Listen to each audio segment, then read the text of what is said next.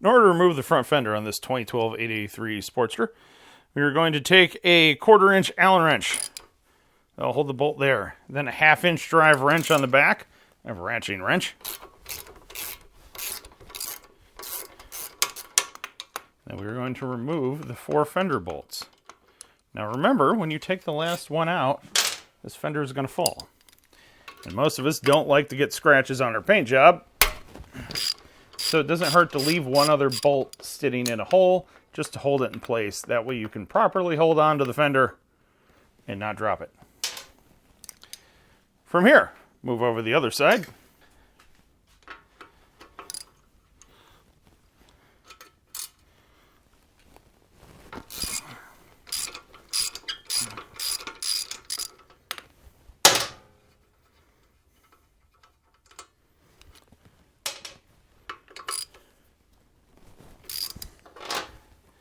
And you can remove these 2 bolts.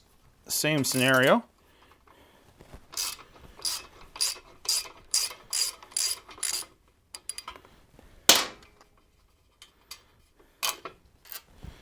All right. Now, slide that bolt out of there just like so. Carefully lift your fender up.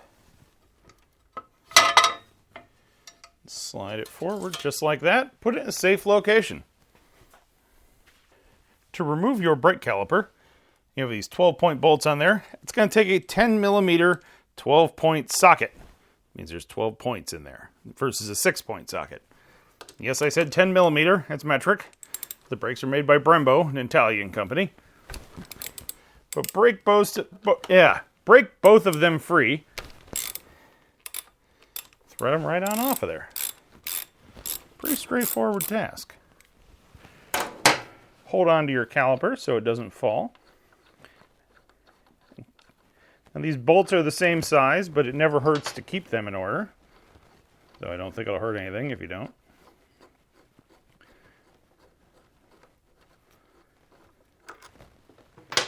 Slide it right on out of there. Ding! That's how you take your brake caliper off. Now is a good time to check your brake pads. They are in pretty good shape, so we're good to go there. And then we can just let the front brake caliper hang. You can let it hang by the front brake cable. Some people don't like to do that. You can also set it there on your jack. That's what I'm going to do. To loosen the nut on the left side of your motorcycle, it's going to take a 5/16 wrench and whoop, lefty-loosey that thing free. You can take the nut off of there. Don't take it off all the way. Just thread it way back right about to there. From there, move over the other side and break those bolts free. From here, you can break the clamp bolt free. It's going to take a 5/16 Allen wrench and then 9/16 wrench on the nut. You don't actually have to take this thing off of there. Well, to do the fork seals, you do. But to get the... Holy crap, that was way too tight. To get the front wheel off, you can just loosen this, but we're going to take it all the way off of there because we have to get up in here to change the fork seals out. So slide that off of there. Put all your hardware back on your bolt so you can keep track of it. Now that this nut is free, the hardware on the other side's free, you can tap the axle out. You really should use a soft face mallet. If you don't have one, put something soft there like a piece of wood. You don't need a hammer this big. I just have one this big. Once it's loose, once it moves back in there a little bit, you can thread the nut off. You do that to ensure you don't damage the threads on the end of this shaft. Now, this part is very important to pay attention to detail. Because you have a washer in here, you have a spacer here, and you have a spacer on the other side. And all those need to go back on in the same order. So, slide the axle out the rest of the way. Set the axle in clean location. Then roll the wheel back and be ready to catch both those washers, those spacers. Dun dun. Then we're going to install those onto the front axle in order. Take this washer there, install that in order, thread the nut on. That way everything is still in order when we go to put it back on the motorcycle. Set this in a clean location.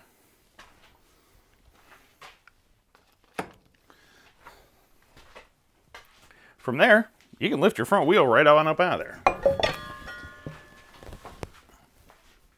To remove your forks, you're going to want to remove these two bolts here, and then you'll be able to slide the fork on out of there. However, whoops, it slides right down like that. From there, if it doesn't want to move, which that one slid right out of there, but either way, we're going to take some of our Amsoil Metal Protector aerosol lubricant. We're going to find a rag. So first thing we're going to do, we're going to wipe all the crud off of there. Whoops. Then we're going to give a little bit of lubricant here. The idea is, especially if these forks are corrodal, it will slide out of there a lot easier. Also, less chance of just scratching up the chrome and stuff too, if you smear that stuff around. Then from there, you can slide the fork out of there. If it won't slide out, slide your rubber boot down and grab a hold of the fork. That's still in the shot. Grab a hold of the fork and twist it. Now we can take our fork tubes. Have your T45 ready. Slide your fork tube up through the lower triple clamp, up to the top triple clamp.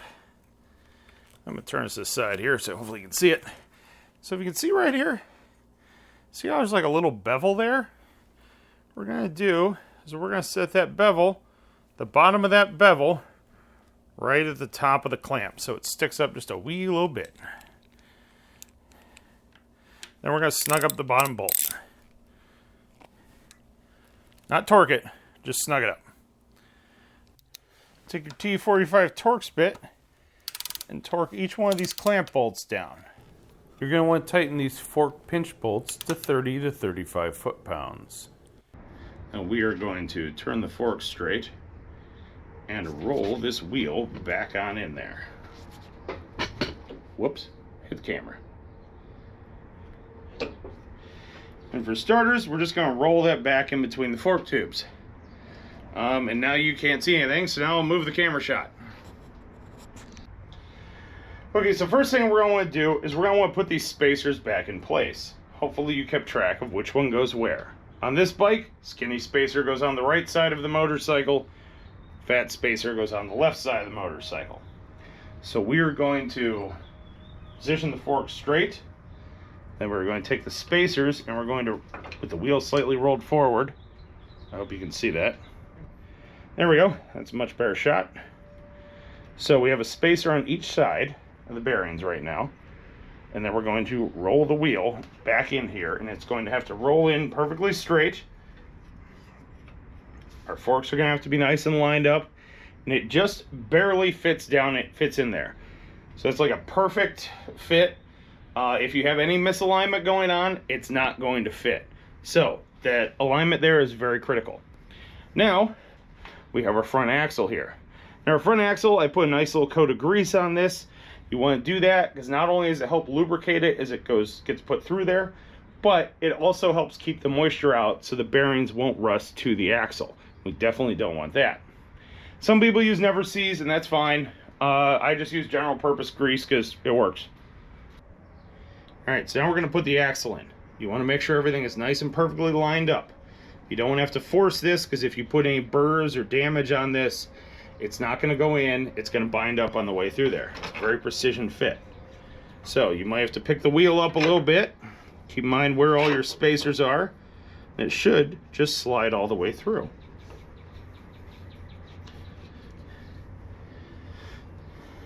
Give it a peek around the other side. You might have to wiggle it a little bit to get that alignment. But when you do, there it goes. Slides all the way through there. You're going to slide it all the way in until it stops. And that's good right there. Now, we're going to move the camera over to the left side of the motorcycle and put the lock nut on there, or the axle nut. Alright, so the next thing we're going to do, we're going to put our washer back on there, then we're going to put a nut on. Now when you put this on, you're going to see one side is tapered and one side is squared off. Make sure you put it on squared off side first. Now with the tapered side, it sticks out. Sometimes that's just for appearances. Sometimes that means it has a little bit of a locking ring on there inside the threads. This one's just for appearances, but still. So on the right side of the motorcycle, we're going to take an Allen wrench and we're going to stick it through the hole in the axle. That's to help hold it all in place. Now I've got my torque wrench here. It doesn't have a socket on it yet.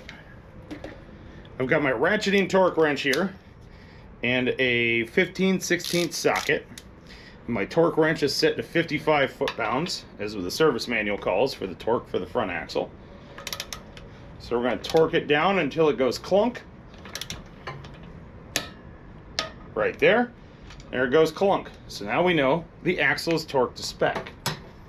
From there, we can go back over the right side of the motorcycle and tighten down the pinch bolt. Okay, we're over here on the right side of the motorcycle. We have tightened down our axle pinch bolt. We have a 5/16 Allen wrench here. I happen to have a T-handle Allen wrench. Then we have a 9/16 socket. And we're going to tighten this up. This is a ratcheting torque wrench. So I can just ratchet it until it's tight. And then you're going to torque this to approximately 27 foot-pounds. Right there it clicked. And that's good. Your front wheel is reinstalled. Now all we have to do is put the fender bolts back on and reattach the brake caliper.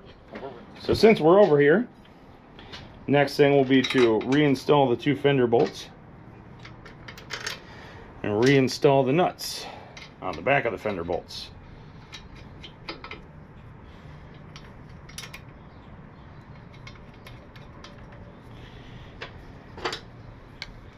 I have a ratcheting wrench on here. I'm sure there's a torque spec for this, but the fender bolts, just tighten them up. Tighten them up till it all feels like it stops. Make sure it's good and tight, but you don't have to kill it.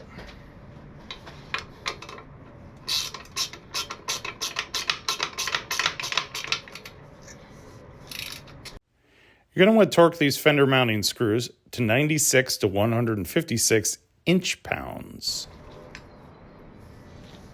There we go. Now let's put the brake caliper back on. Next thing we're going to do is reinstall our brake caliper.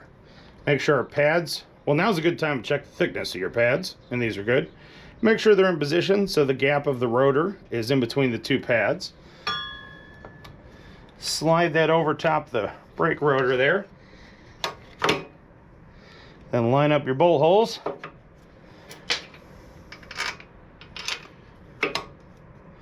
And on some years, you're going to have different length bolts. On this 12 Sportster, both bolts are the same length. Now we're just going to run both these in here until they stop. And then we'll go back and snug them up. Then we'll torque them to spec.